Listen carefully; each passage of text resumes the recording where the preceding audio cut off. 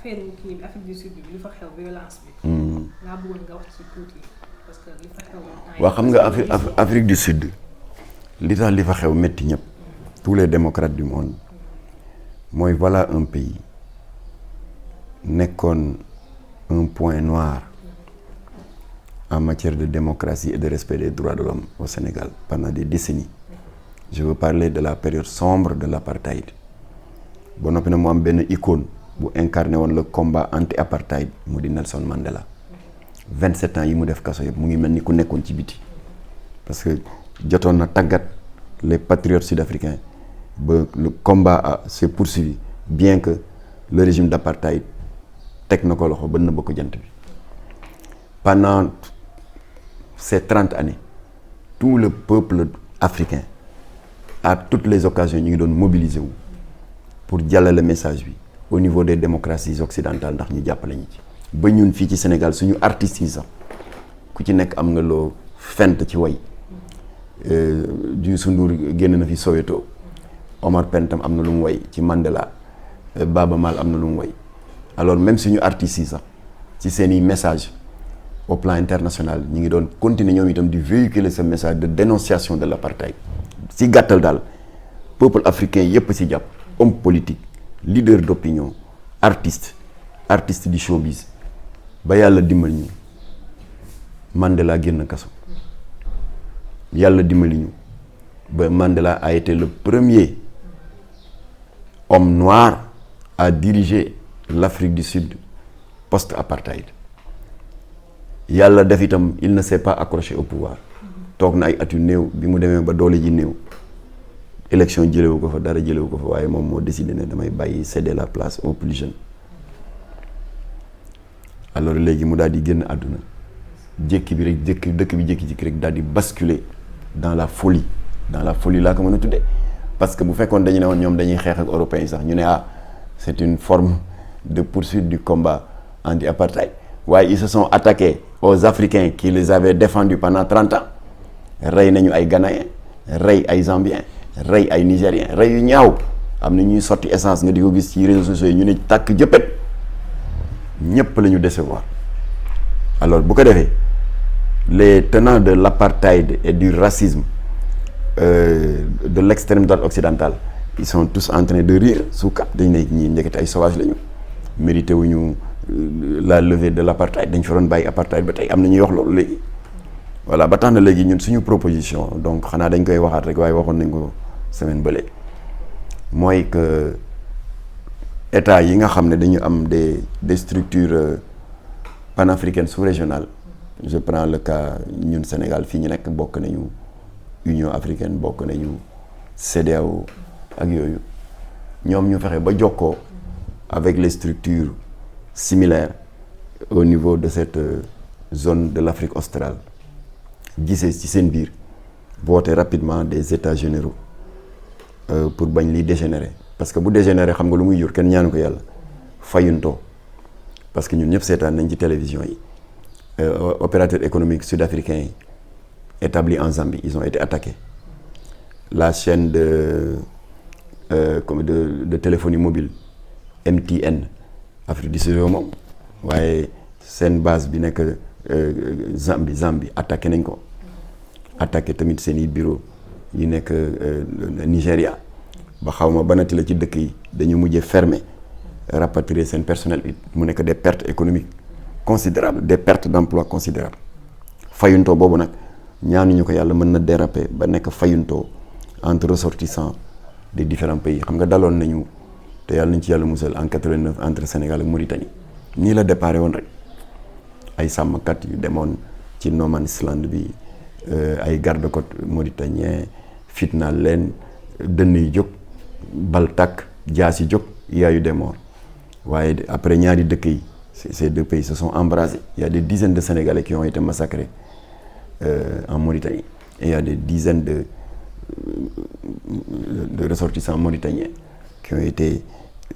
tués aussi de manière aussi sauvage au Sénégal metti woon na trop mais c'est une plaie qui est toujours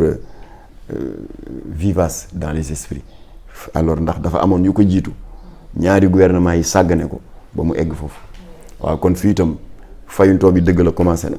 waaye daal il est temps état yi teel a jóg jël ay matuwaay fexe ba askan wi yëg ne jóg nañu pour régler ko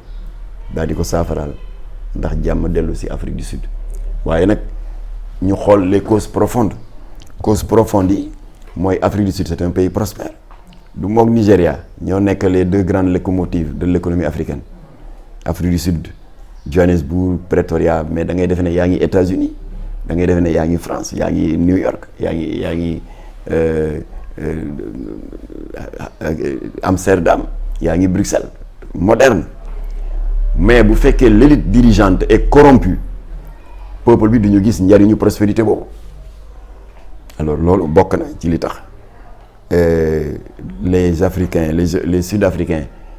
à mentalité moyenne ñu ngi jàpp ne li tax ma toog 10 ans di chômer day boo demee Nigérien bii la li tax awma lii awma oto awma kër boo demee dégg nga Zambien bii la donc yooyu ñuy denc di ko waxtaani seen i grand place daal di jël seen pauvreté bi yëpp ne ñii ñoo ñu ko teg mooy jékki-jékki rek étincelle am rek mu daal di déclenché maa ngi ciy dégg ndeysaan benn Nigérien mu wax ci lu daw yaram nee na man def naa 15 ans à Pretoria nee nañu que ñun ñoo ñëw jël seen place mu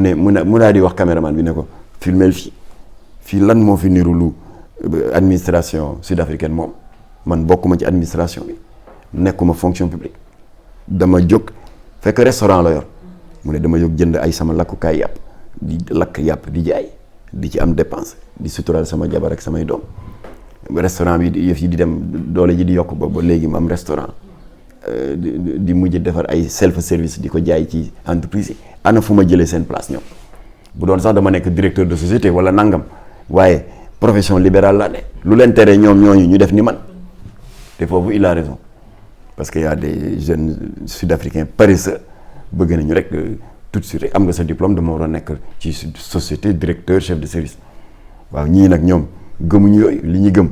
mooy self-made men alors donc il y a beaucoup d'Africains yoo xam ne dañu leen tooñ dal seen kaw ñii ñu rey leen ñii ñu taal seen kër alors donc yooyu yëpp lu mat a régler la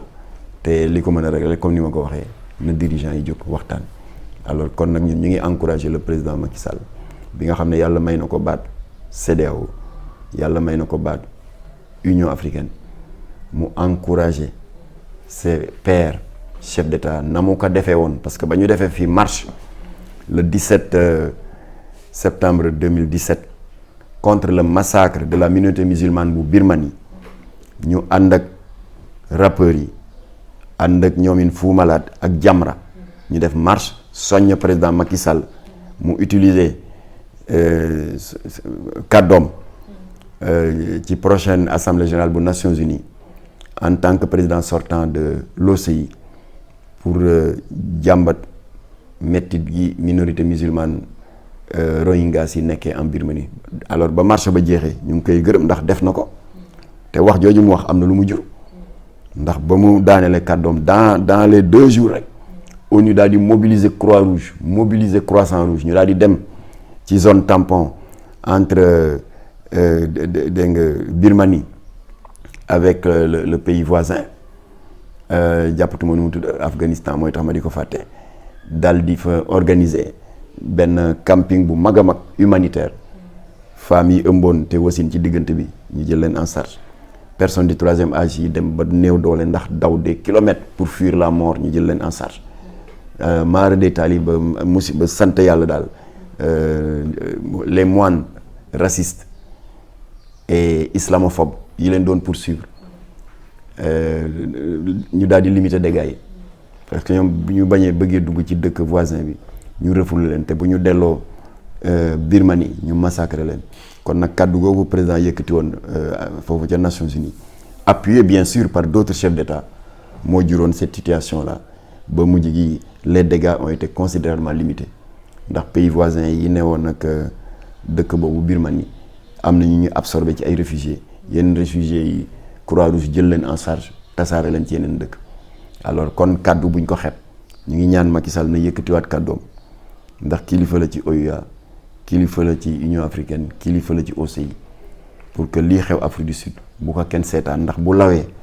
maara day taal day jur ay fayantoo ci dëkku africain yu bari bari te loolu daf ñuy gën a tardel ndax Afrique précurseurs yi jiitu seen rêve mooy ñu supprimer les frontières physiques yi fi colonialiste bi def. C'était le rêve du professeur Cheikh Anta Diop, c'était le rêve de Ahmed Sékou Touré, c'était le rêve de Wari Boumediene, c'était le rêve de Gamal Abdel Nasser, de l'Égyptien, c'était le rêve de Kwame Nkrumah, de Patrice Lumumba et de tant d'autres. Voilà, ñoom liggéey nañu ba yëf yi sori na Afrique léegi dem na ba au niveau sous-régional nee na ñu ngi wut une monnaie unique.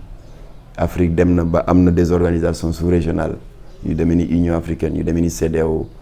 ak yu demee ni yeneen structures similaires yu nekk en Afrique centrale ak en Afrique australe. Alors avancé yu rëy yooyu nag bu ñu ko yàq nañ ko préserver pour mën a eggali jéego yi nga xam ne précurseurs yi ñu tudd léegi tàmbali nañ ko kon nag yàlla na yàlla def jàmm ci dëkk boobu di Afrique du Sud yàlla dindi poson yi nekk ci xol yi haine bi nga xam ne moo dox ci diggante communauté yi te yàlla may suñu ay dirigeants africains maturité ak hauteur d'esprit bu doy pour que ñu mën a boole seeni doole ak seeni xalaat ak seeni pexe ndax indi saafara ci réeróo bi am Afrique du Sud yàlla na fa yàlla def jàmm yàlla na yàlla def ci Afrique jàmm Sénégal tamit yàlla nañu yàlla may ñu eggali nawet bi ak jàmm ndax ndox mi bari na ba ay dégâts commencé na à Rufisque et un peu partout ndax ñu ngi doon jàmbat retardu taw bi sëriñ si wax ñii naan nañu wàññi baar yi nañu wàññi mooy yàlla gi nañu dellu ci jàkk yi tuub dafay istighfar mel ni am na lu mu jur ndax mel ni yàlla yërëm nañu alors ba tax na yàlla def na loo xam ne mooy li mag ñi wax rek am na ñaan yoo xam ne bu nangoo rek day sonal borom voilà kon nawet bi yàlla nañ ko eggali ak jàmm waaw ndox mi continuer ñëw régulièrement te mu bañ a ànd ak benn dégât tey tamit Dakar people yi tamit yàlla na leen yàlla jàppale yàlla taxawal leen jàppale leen dëgëral seen taxawaay ba ëllëg ñu dégg télévision Dakar people waaw ngeen am seen chaîne de télévision comme tout le monde ok salaamaaleykum wa rahmatulah